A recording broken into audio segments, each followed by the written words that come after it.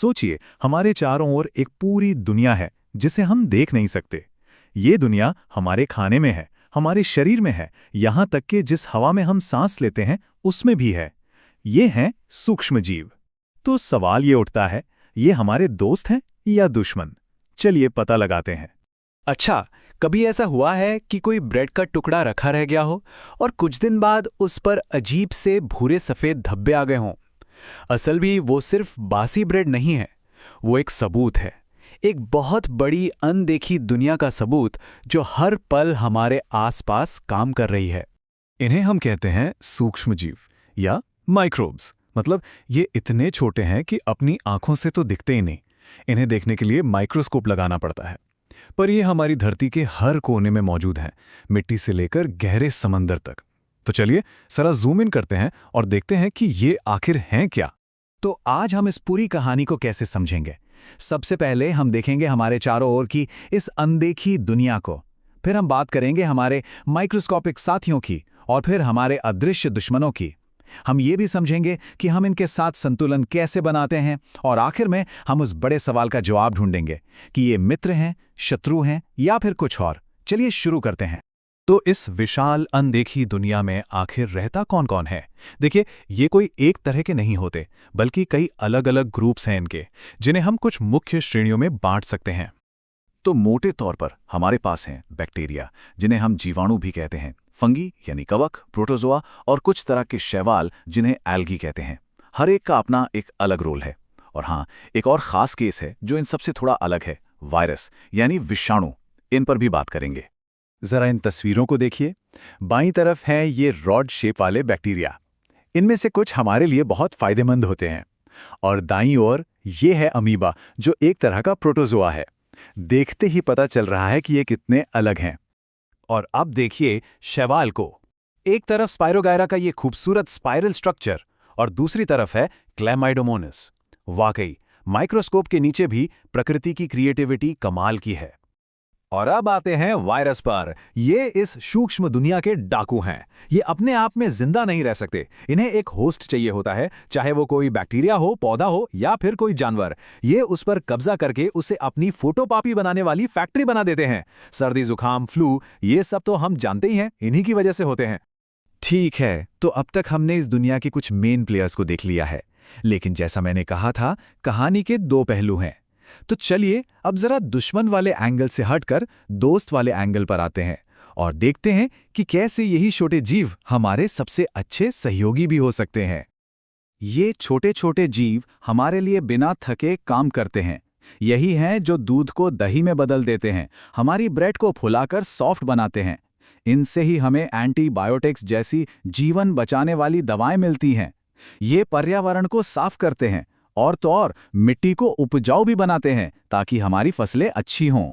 ये सच में प्रकृति के अनदेखे मजदूर हैं। इस जादू के पीछे जो साइंस है उसे कहते हैं किण्वन या फर्मेंटेशन। सिंपल भाषा में कहें तो यीस्ट चीनी को खाता है और उसे अल्कोहल और गैस में बदल देता है। और ये कमाल की खोज की थी महान लुई पास्चर ने 1857 में, जिसने हमारे खाने पीने की दुनिया को हमेशा के लिए बदल दिया। और ये देखिए, ये तस्वीर सब कुछ बयां कर रही है। जैसे ही यीस्ट आटे में अपना काम शुरू करता है, वो कार्बन डाइऑक्साइड गैस छोड़ता है। यही गैस के बुलबुले आटे में फंसकर उसे फुला देते हैं और हमें मिलती है वो सॉफ्ट स्पंजी ब्रेड जो हमें इतनी पसंद है। लेकिन जैसा कि हर कहानी में होता है, जहां हीरो है वहां विलन भी होगा, और माइक्रोब्स की दुनिया भी अलग नहीं है। तो अब वक्त है कहानी के दूसरे यानी डार्क साइड को देखने का, हमारे अदृश्य दुश्मन। इन खतरनाक माइक्रोब्स को रोगाणु या पैथोजेंस कहा जाता है। ये सिर्फ हमें बीमार ही नहीं करते, बल्कि हमारे खाने, कपड़ों और दूसरी चीज़ों को भी खराब कर देते हैं। और इनसे फैलती हैं संक्रामक बीमारियां, जो हवा, पानी या छूने से एक से दूसरे तक पहुंच जाती हैं। अब ये टेबल देखिए, ये बहुत ही दिलचस्प है, क्योंकि ये हमें दिखाती है कि अलग अलग दुश्मन फैलने के लिए अलग अलग रास्ते चुनते हैं। जैसे टीबी का बैक्टीरिया हवा के जरिए फैलता है, तो वहीं मलेरिया फैलाने वाला प्रोटोजोआ मच्छर का सहारा लेता है। इससे हमें पता चलता है कि इन दुश्मनों को हराने के लिए उनके रास्ते को समझना बहुत जरूरी है। कुछ रोगाणुओं को फैलने के लिए आप कह सकते हैं एक सवारी की जरूरत होती है। इन्हें हम वाहक या कैरियर कहते हैं। और इसका सबसे क्लासिक उदाहरण है ये मादा एनोफिलीज मच्छर। ये मलेरिया के पैरासाइट को एक इंसान से उठाकर सीधे दूसरे इंसान के खून तक पहुंचा देती है, जो इसे दुनिया के सबसे खतरनाक बीमारी फैलाने वालों में से एक बनाता है। तो सवाल ये उठता है कि हम इस बैलेंस को कैसे बनाते हैं? हम अच्छे माइक्रोब्स का फायदा कैसे उठाते हैं और बुरे वालों से खुद को कैसे बचाते हैं? हमारी सबसे बड़ी कामयाबियों में से एक है एंटीबायोटिक्स। और मजे की बात यह है कि इसकी खोज एक एक्सीडेंट थी। 1929 में अलेक्जेंडर फ्लेमिंग ने देखा कि एक फंगस पेनिसिलियम उनके बैक्टीरिया को खत्म कर रहा था। और यहीं से सबसे बड़ा आइडिया मिला कि एक माइक्रोब को दूसरे से लड़ने के लिए इस्तेमाल किया जा सकता है। और ऐसे जन्म हुआ पेनिसिलिन का। और फिर आती है वैक्सीनेशन, जो एडवर्ड जेनर का एक जीनियस आइडिया था। इसे ऐसे समझिए, वैक्सीन हमारे इम्यून सिस्टम को दुश्मन की एक तस्वीर दिखाती है, एक कमजोर या मरे हुए रोगाणु की। हमारा शरीर उस दुश्मन को पहचानना सीख लेता है। तो अगर असली दुश्मन कभी हमला करता है तो हमारी बॉडी पहले से ही लड़ने के लिए तैयार रहती है। हम अपने खाने को खराब होने से कैसे बचाते हैं? इसका एक ही सिंपल सा सिद्धांत है, माइक्रोब्स के लिए माहौल को मुश्किल बना दो। चाहे हम नमक और तेल डालें, उसे उबालें या फ्रिज में ठंडा रखें, मकसद एक ही है, ऐसा माहौल बनाना जिसमें ये रोगाणु पनप ही ना सकें। ये हमारे भोजन को सुरक्षित रखने की एक बहुत ही कारगर रणनीति है। तो हमने दोस्त भी देखे और दुश्मन भी। अब सवाल यह है कि आखिर हम इन्हें क्या समझें? चलिए एक आखिरी फैसले पर पहुंचते हैं। तो एक बात तो साफ है कि इनकी दुनिया सिर्फ ब्लैक एंड व्हाइट नहीं है। हाँ, ये खतरनाक बीमारियां फैला सकते हैं, लेकिन इनके बिना तो हमारा जीवन भी नहीं चल सकता।